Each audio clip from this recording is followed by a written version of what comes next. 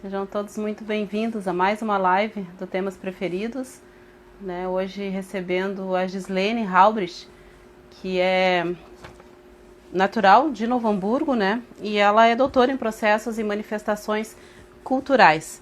A gente vai ter um bate-papo hoje bem legal, né? Vai ser uma conversa sobre um assunto que interessa todo mundo praticamente, né? Que é a questão do trabalho. E vamos falar então dessa questão do conceito de trabalho, né? O que está mudando no mundo do trabalho, né? Nesse conceito. E a Gislene é uma pessoa que pesquisa o tema, né? Que gosta muito de abordar essa questão do ponto de vista social e que acaba também tendo reflexo na economia. Boa noite, Gi, seja muito bem-vinda. Obrigada por ter aceitado. Obrigada eu, né, pelo convite, por estar aqui com vocês hoje. Obrigada mesmo. É um assunto muito, muito importante, né? E a gente precisa falar sobre isso e o teu olhar é sempre muito importante.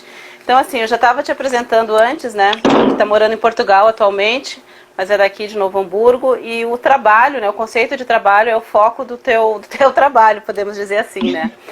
Fala um pouquinho como é que tu chegou nesse tema, como é que tu foi conquistada por esse tema para desenvolver pesquisas, né? Enfim, como é que esse tema chegou na tua vida?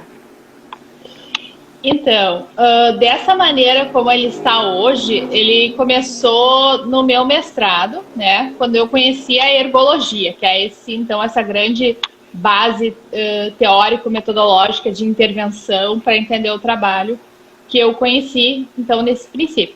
Mas eu estudo comunicação nas organizações, sempre com esse olhar mais de entender as pessoas e a participação delas na construção social, enfim, da produção de sentidos, enfim, a comunicação mais como um processo mesmo, já desde a minha graduação. E então, quando eu conheci essa visão da ergologia, que entende o trabalho como atividade humana, aquilo fez muito sentido para mim e complementou esse olhar para a comunicação que eu já vinha construindo em outras situações de pesquisa. E aí, então, desde então, eu venho desenvolvendo agora, procurando mais entender as pessoas dentro de organizações menos estruturadas, digamos assim, nessa relação com o trabalho. Certo. Tu está em Portugal desde quando, Gislene?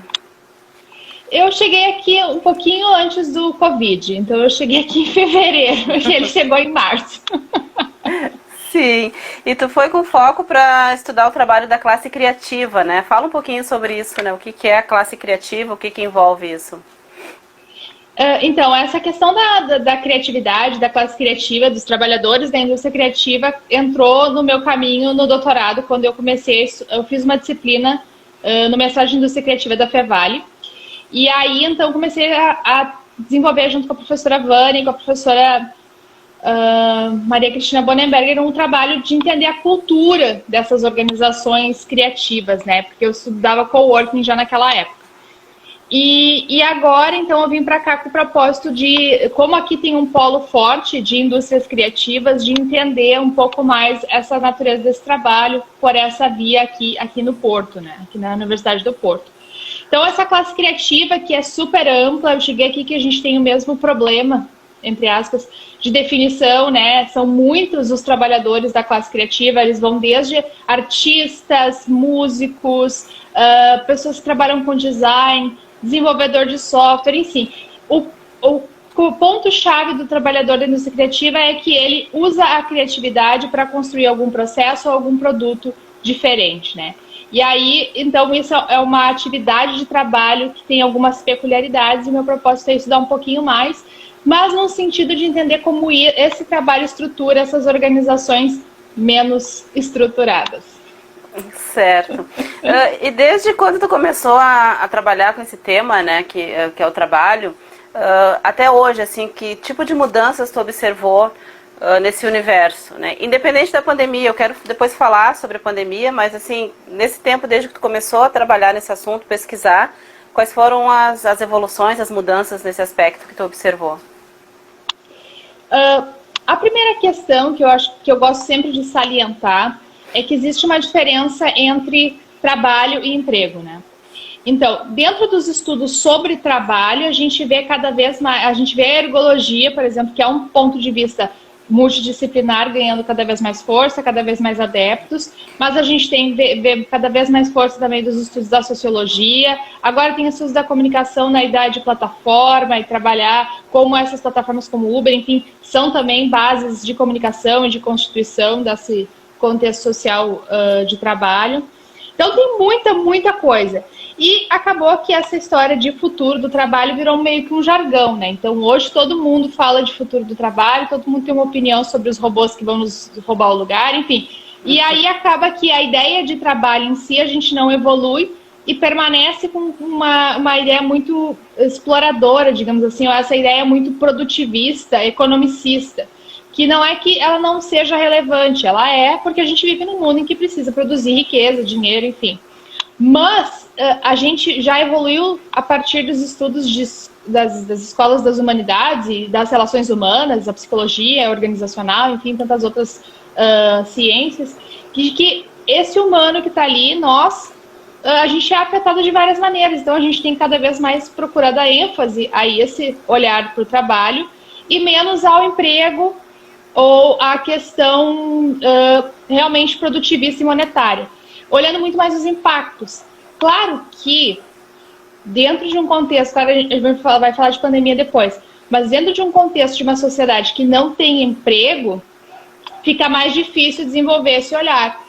Ainda assim, a ideia do trabalho, conforme a gente vem estudando, ela não precisa ser necessariamente remunerada, porque eu tenho outras maneiras de sobreviver, existem várias outras comunidades, por exemplo, na África, outros lugares em que existe uma troca diferente, outras formas de realizar essa monetização do trabalho, digamos assim. Mas ele é trabalho. E aí a gente entra também a mãe que fica em casa cuidando do filho. É trabalho. A gente, quando agora na pandemia não teve mais uma pessoa para organizar a casa, limpar a quentinha, né? É um trabalho. Tudo isso que a gente realiza é trabalho, né? Então, essa consciência, aos poucos, a gente vê ela crescendo, mas ainda tem um longo percurso social para se desenvolver ainda. Certo. E quando tu olha esse longo percurso ainda para desenvolver essa estrada para percorrer, o que tu percebe assim de mais necessário? Seria uma mudança de pensamento mesmo? Porque quando a pessoa fala em trabalho, talvez culturalmente, né, diferente desses lugares que tu colocou aí, a pessoa pensa, não, eu preciso trabalhar para ganhar dinheiro para pagar minhas contas. E, então seria o que? Uma mudança de mentalidade também? Como é que a pessoa vai poder pensar em trabalhar, em criar, produzir, tendo essa relação diferente com a remuneração?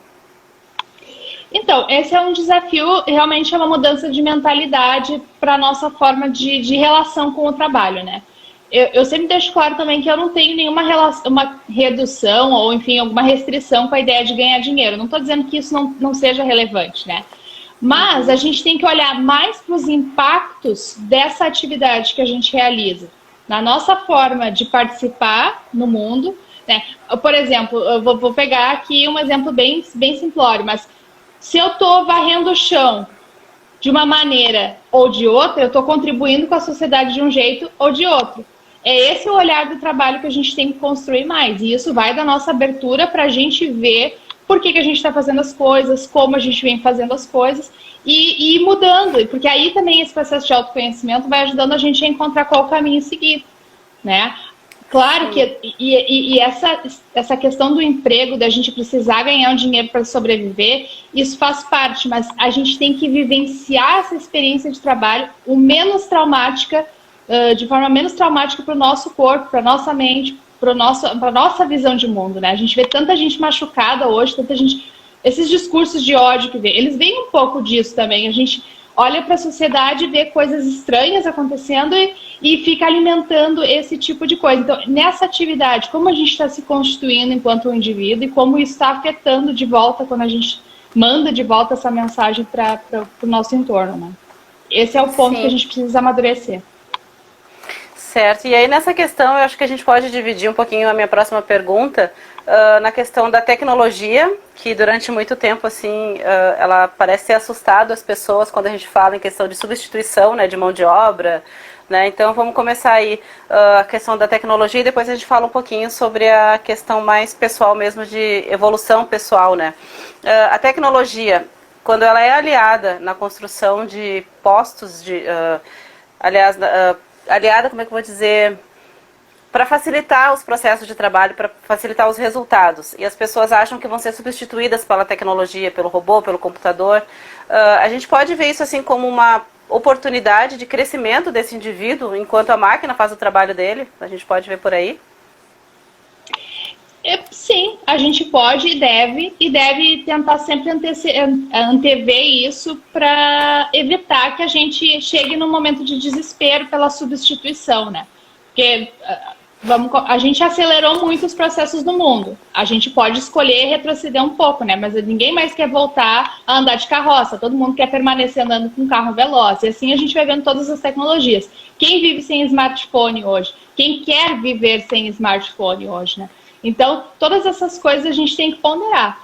Aí vem o nosso processo de novo de olhar para essa atividade que a gente está realizando, como a gente está aprendendo, como a gente está utilizando essa tecnologia e se a gente está se tornando refém ou está realmente utilizando elas, né, se apropriando dela de uma maneira colaborativa, em que ela realmente está te ajudando a construir algum conhecimento, a te entender melhor, a entender algum processo melhor. Porque aí ela te ajuda a evoluir. Agora, se realmente ficar numa visão de que ela vai te substituir, ficar nesse olhar de medo, realmente complica um pouco, né? É um processo Sim. de mentalidade que a gente precisa também. Porque a ficção científica está forte, né? Todo mundo lembra, quando fala em tecnologia e trabalho, ou em tecnologia e inteligência artificial, lembra daqueles filmes em que, vem ali o Schwarzenegger e mata. Não é bem assim, né? E mesmo isso também é o resultado de um processo social. Acho que às vezes a gente tem que olhar esses filmes antigos ou qualquer filme de ficção científica sob um outro ponto de vista, né? Não só daquele que está explícito ali. Quanta crítica às vezes vem nesses filmes também, né? Nesse processo todo. Sim. E enquanto a gente percebe ali a tecnologia evoluindo, né? De certa forma, computadores ou robôs tomando lugar, vamos dizer assim, entre aspas, né, de trabalhadores, o que a gente pode fazer para se qualificar mais, né? Seriam cursos, leitura, os próprios filmes, né, que tu falou, um outro olhar diferente sobre esses filmes que a gente está acostumado a olhar, além do entretenimento. Como é que o indivíduo pode buscar hoje outras formas de crescimento? Assim, seria o estudo mesmo, a informação? Como é que tu vê isso? Eu diria que seria buscar o conhecimento e não ficar só na casca da informação, né? Acho que esse é o grande problema e a ameaça da tecnologia, né? Porque ela processa a informação muito mais rápida que a gente.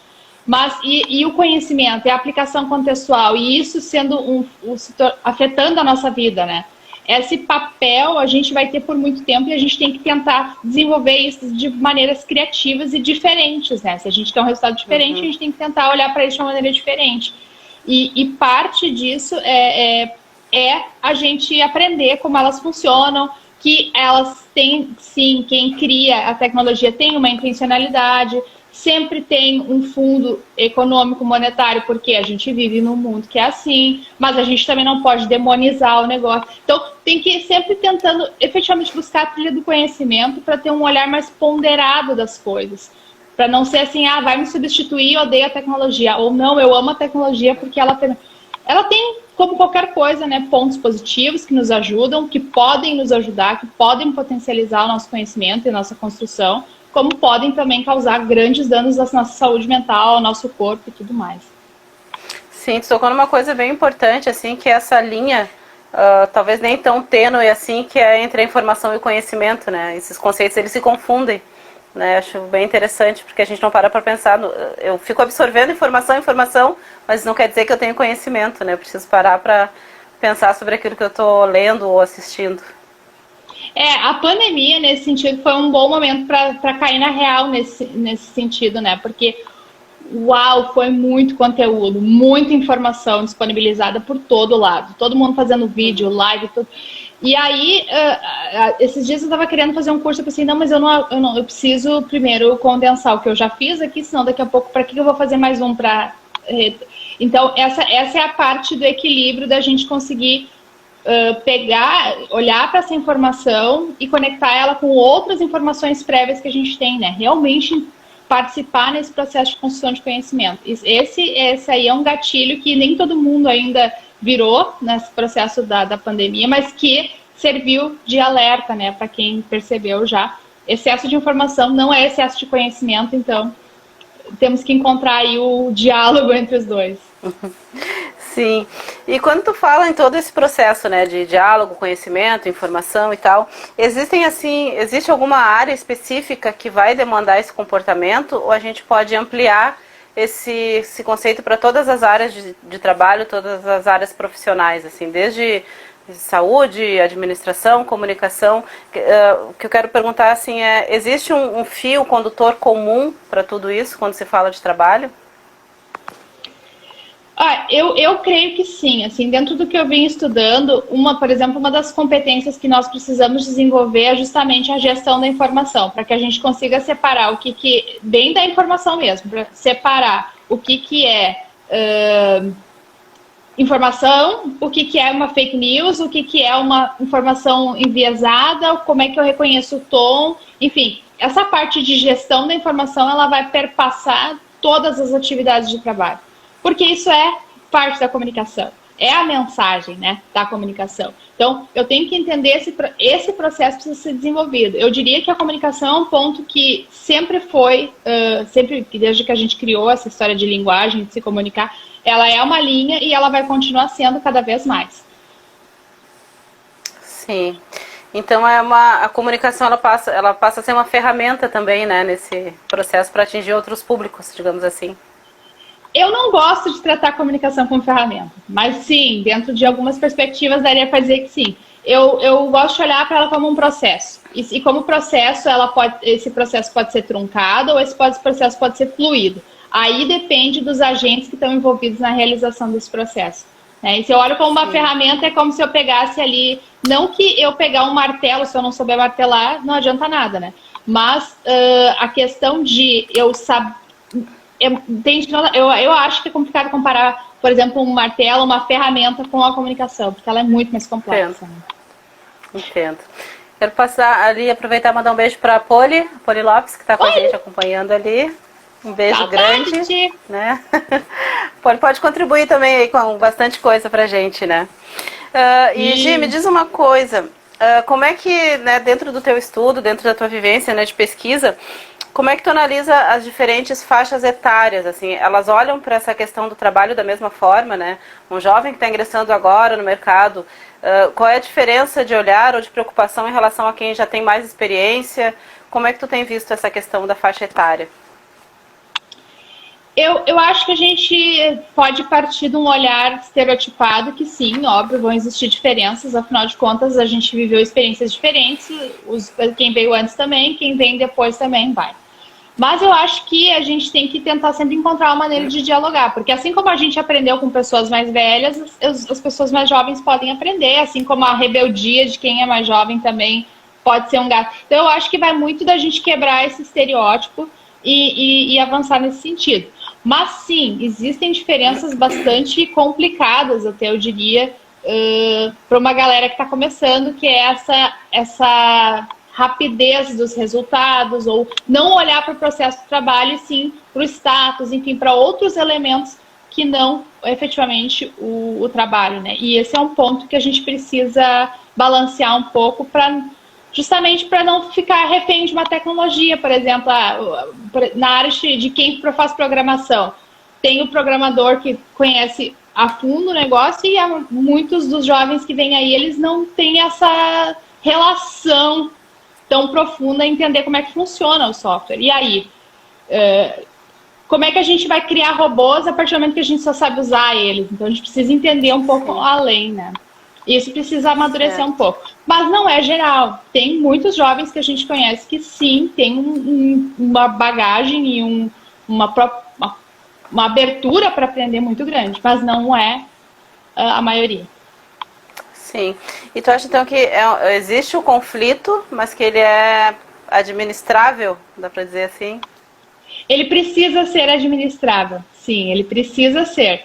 Porque ambos os lados podem ganhar, né? Porque a gente, quando vai ficando mais velho, a gente passa a achar que tem as convicções e que tudo que aconteceu, porque o mundo é cíclico, vai se repetir. e é por isso que a gente acaba não avançando, né? E nesse ponto, a ousadia de quem vem, eu entendo que são muitas forças para se somar, e a gente tem que aprender a fazer isso. Acho que a gente nunca dedicou a entender isso dessa maneira, porque sempre acabou criando uma rivalização entre gerações, quando na verdade elas são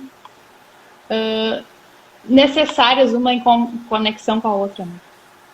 Certo. Quero dar boa noite aqui para Sandra Baldin, que está entrando aí para assistir a gente. A Sandra, que também tem uma relação muito forte com essa questão de trabalho, né? Ela administra lá Blend Coworking, que é um espaço bem interessante também para a gente poder até aprofundar mais essa questão de trabalho, né? Voltando um pouquinho, Gi, nessa questão das faixas etárias, né? A gente percebe o imediatismo do jovem, né? A afobação, digamos assim.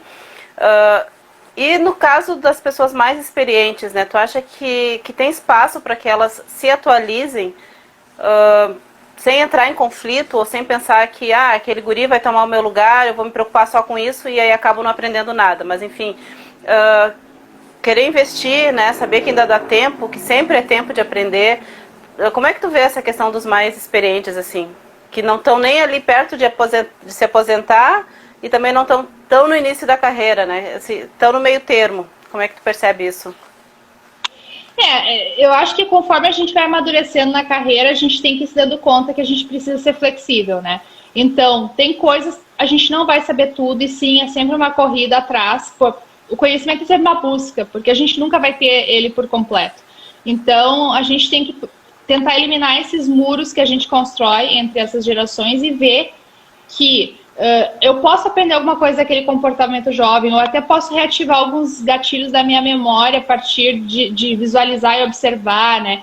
Eu acho que é mais quando a gente consegue olhar julgando menos e condenando, né? Fazendo toda a sequência do tribunal, se a gente não faz isso, se a gente observa e tenta aprender a partir disso, a gente tende a ganhar. E essa questão do aprendizado, cada vez mais a gente vê estudos mostrando que o nosso cérebro tem condições de se desenvolver por muito, muito tempo, né? E às vezes até com alguma debilidade física, a gente consegue ainda assim tá ali com ele funcionando e produzindo coisas, né? O Stephen Hawking é um exemplo de como isso é fato, né? Então, vai muito da questão da gente, claro, ter uma estrutura que permita, social, mas também ter essa abertura, né, a aprender. Sim, a Poli coloca ali, né, que viver nesse contexto polarizado, no qual a gente não consegue mais dialogar com alguém que pensa o oposto, faz todos perdermos enquanto humanidade. Quer dizer, a gente acaba indo agora para um conceito muito maior que o trabalho em si, né? O trabalho acaba sendo uma parte dessa engrenagem toda que, no fim das contas, a gente precisa mesmo de harmonia para fazer ela andar, inclusive o trabalho, né? O que eu defendo, de modo geral, é que a forma como tu te relaciona com o teu trabalho, sendo o resultado daquilo que tu faz, que tu coloca ali, a tua inteligência, o teu corpo, a tua alma, digamos, de uma certa forma, tu coloca o teu corpo como um todo. A forma como tu faz isso diz muito e mostra muito, implica muito a tua leitura de mundo e a tua participação no mundo.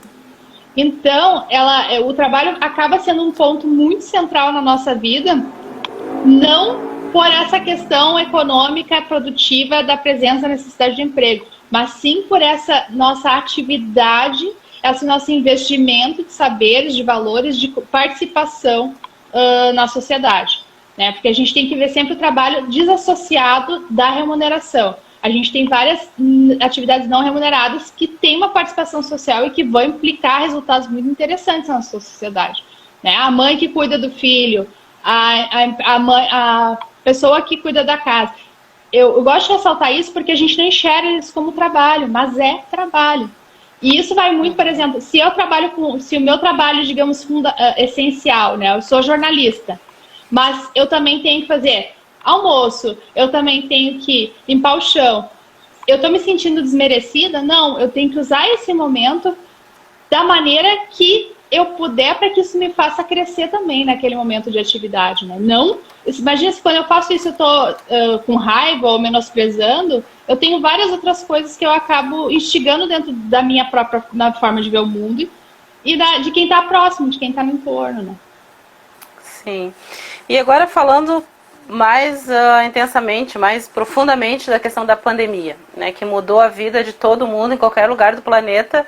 A gente teve impacto, né, da pandemia, não foi diferente na questão de trabalho também, né? Além desse bombardeio de informações que acabaram chegando até a gente por causa do isolamento, de mais tempo em casa, de mais tempo acessando redes sociais, enfim. Além disso, né, de que forma a pandemia vem impactando, porque ela está aí ainda, né? Não dá para dizer, não dá para usar o verbo no passado ainda, infelizmente, mas de que forma a pandemia vem impactando o trabalho e todas essas funções, né, que a gente estava falando agora. A pandemia veio assim e causou um turbilhão, né? Foi praticamente um furacão que permanece.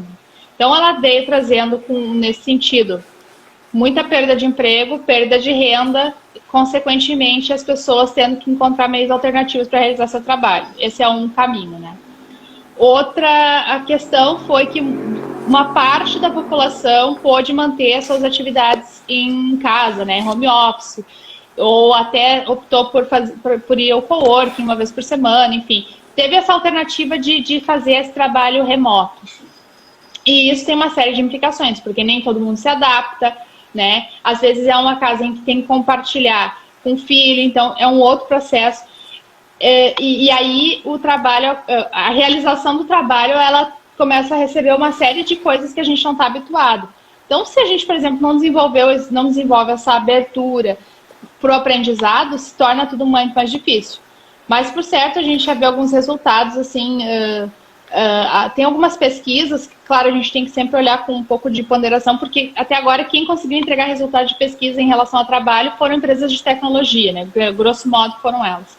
E tem uma tendência a dizer que as tecnologias vão resolver todos os nossos problemas, né? Então a tecnologia vem aqui e permite com que a gente possa realizar o trabalho de casa. Sim, e com isso a pessoa tem um esgotamento mental, ela tem uma série de consequências que a gente não retoma. Então, sim, ela implicou na saúde mental das pessoas, o que já vinha implicando, né? E um dado de uma pesquisa da Oracle, que foi justamente para ressaltar a importância da inteligência artificial, enfim, meio que esse o propósito deles. Um ponto que eu achei interessante que eles traçaram é que ainda tratar da saúde mental é uma questão de vulnerabilidade no ambiente de trabalho, né? Então, se eu mostrar que eu tenho uma fragilidade, se eu tenho uma dificuldade de lidar, isso quer dizer que eu não mereço estar ali, né? Então, esse tipo de mentalidade está incrustado na cabeça das pessoas e na cultura das empresas. E isso é um problema, né? E isso é um problema que a tecnologia não vai resolver, porque isso é comunicação, isso é relacionamento, isso é o autoconhecimento viabilizado por meio dessa relação com a atividade, né? Sim. Então a gente pode dizer que a pandemia ela potencializou alguns problemas que já existiam no campo de trabalho, de relações de trabalho, né? Mas que talvez por um lado, por isso ficar mais visível, digamos assim, fique mais fácil de tratar, né? No momento que esse problema se mostra tão forte, né? Talvez fique mais difícil de tentar colocar em segundo plano para seguir adiante. Né? Então tem uma coisa aqui que está aparecendo muito, é um problema que está pedindo ajuda, está pedindo solução. Vamos olhar para isso com mais atenção, dá para dizer assim? Eu espero que sim. Eu espero que sim, mas eu tenho medo, às vezes, dessa abordagem que se dá, né? Porque, por exemplo, a ideia daquele relatório da Oracle era dizer que a inteligência artificial... As pessoas preferem dialogar com robôs do que com pessoas, né? Para resolver seus problemas. E, assim, tem vários outros estudos que mostram que não é bem assim, né? A gente precisa desse olhar humano que não seja de julgamento, claro, né? Por isso que a gente vai fazer terapia e uma série de outras coisas para desenvolver essas questões que a gente precisa. Mas eu acho meio forçado dizer que um robô vai substituir. Ainda mais com o tipo de dados que eles colocaram. Os funcionários têm usado o aplicativo para fazer meditação para conseguir ficar mais calmos. Tá, mas aplicativo tem uma distância entre inteligência artificial, robô e um aplicativo que é, nesse caso, imensa, né? Então, tem que cuidar, porque às vezes a abordagem ela é um pouco levando a gente a um simplismo. E aí um problema que é sério, que é a saúde mental e a cultura punitiva e controladora que a gente tem, que está nas empresas, mas que está na sociedade, está em todos os lugares, Esse é o problema. E esse problema só vai mudar com mudança de comportamento das pessoas. Então, isso é um processo que depende de nós. Não vai ter robô. A tecnologia, com quanto mais ela for inserida, mais complicado tudo isso vai ficar. Não vai ficar mais simples. Sim. Porque depende do nosso entendimento, né? Do nosso comprometimento. Nosso uso, da nossa apropriação, né? Sim. E como é que está a questão aí em Portugal, né? Como é que tu vê isso? Assim, eu sei que ainda tu está no processo de estudo e de pesquisa, de busca de conhecimento ainda nesse lugar, né? Mas eu não sei se ainda se já é possível fazer alguma comparação ao que tu viu aqui no Brasil, ou enfim, como é que a Europa, Portugal se comporta nesse momento em relação ao trabalho? Até porque a pandemia também está voltando com força, tem mais uma onda muito forte aí, né? Como é que o pessoal tá vivendo esse momento? Olha, como eu te comentei antes, né, e já falei em outros momentos, eu cheguei, a pandemia chegou, então muitas coisas eu não consegui investigar do jeito que eu gostaria. No entanto, posso falar da vida cotidiana e de algumas áreas em específico, né? Esses dias eu estava vendo um relatório do governo aqui de Portugal e os dados de desemprego são bem assustadores. São bem assustadores mesmo. Então, eu não gosto de comparar realidades, porque a realidade daqui é diferente da realidade dali, então não dá para comparar. Sim. Então, tem ações governamentais que supostamente estão ajudando mais alguns setores e apoiando algumas empresas. Há uma mobilização pública das pessoas de se apoiarem, pegando bem as indústrias criativas como exemplo, né? Então, os artistas não estão podendo fazer show. Agora, hoje foi anunciado, por exemplo, que não vai ter as atividades de Natal aqui, não vai ter queima de fogos, não vai ter os shows que costumam ter. As pessoas vão ter que... Já é para começar a organizar as suas compras para o Natal, porque vai ter horário reduzido na época do Natal. Então, tem uma série de coisas que vão, sim, afetar a experiência de vida das pessoas aqui. E um exemplo assim bem peculiar, né, bem específico, né? Eu estava zapeando o Facebook antes ali e aí um dos mercados daqui colocou que é para as pessoas, vou contextualizar um pouquinho mais. A partir de domingo entrou o estado de emergência aqui em Portugal. Isso significa que há uma limitação de acesso à rua. Então, por exemplo, durante a semana entre as 11 da noite e as 5 da manhã não pode circular na rua. E nos finais de semana, esse horário é da 1 da tarde até as 5 da manhã do outro dia. E aí, o mercado colocou, gente, fiquem tranquilos, não venham todo mundo junto, porque o mercado aí tem de primeira necessidade e pode ir comprar que não tem problema. E aí, eu fui ler os comentários e as pessoas, assim, é o 8 ou 80, né? É o 8 das pessoas dizendo, mas vocês tinham que fechar em apoio aos outros, vocês tinham que fechar por causa da saúde das pessoas, vocês têm que se preocupar. E aí é o 80 também.